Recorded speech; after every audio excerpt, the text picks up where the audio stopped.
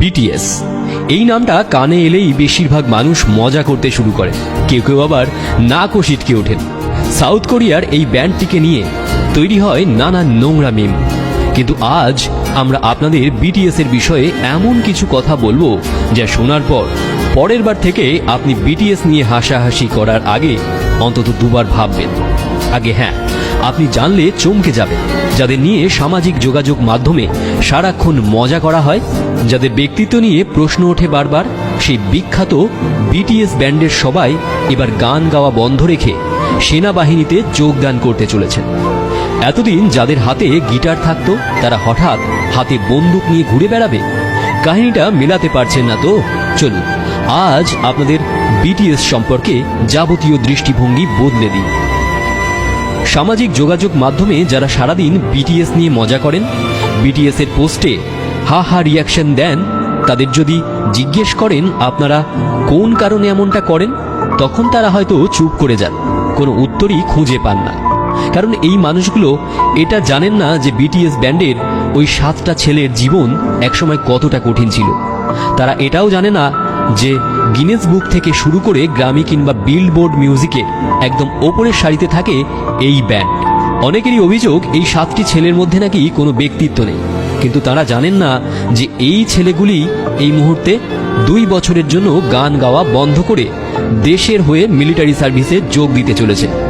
BTS দল থেকে Kim সিওকজিন সেই প্রথম সদস্য যিনি ইতিমধ্যেই যোগ দিয়েছেন সামরিক বাহিনীতে। এরপর একে একে বাকি সদস্যরাও যোগ দেবেন কোরিয়ার মিলিটারি সার্ভিসে। আসলে দক্ষিণ কোরিয়ায় 18 থেকে 28 বছরের মধ্যে সমস্ত দেশবাসীকে মিলিটারি সার্ভিসের জন্য নাম লেখাতে হয়। সাধারণ মানুষ থেকে সেলিব্রিটি কেউই ছাড় পান না। একজন সাধারণ সৈনিককে যে কঠিন ট্রেনিং পাশ করে এগিয়ে যেতে হয়, বিটিএস এর এই 7 জনকেও সেই হাড় হিম করা ট্রেনিং করতে হবে। ওরা পৃথিবী বিখ্যাত সেলিব্রিটি বলে ওদের জন্য স্পেশাল কোনো থাকার জায়গা বা খাবারের ব্যবস্থা করা হবে না। আর 5 জন সাধারণ সৈনিক যেভাবে থাকেন, যা খাবার খান, বিটিএস এর এই মেম্বারদেরও সেভাবেই চলতে হবে। হ্যাঁ, 1200 কোটি টাকার মালিকদের তাঁবু খাটিয়ে মাটিতেই ঘুমোতে হবে আগামী 2 বছর। এবারের কাতার বিশ্বকাপ দারুণ সফল। মেসির হাতে কাপ ওঠার ফলে এই বিশ্বকাপকে অনেকেই অন্যতম সেরা বিশ্বকাপ বলেছেন। এই বিশ্বকাপেই পারফর্ম করেছিল বিটিএস ব্যান্ডের অন্যতম নামী মেম্বার জংকুক।